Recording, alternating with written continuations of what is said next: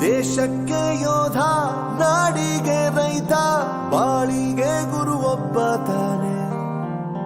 ಅಕ್ಷರ ಕಲಿಸೋ, ಅಜ್ಞಾನ ಅಳಿಸೋ, ಅವನೂನು ಅನ್ನದಾತಾನೆ.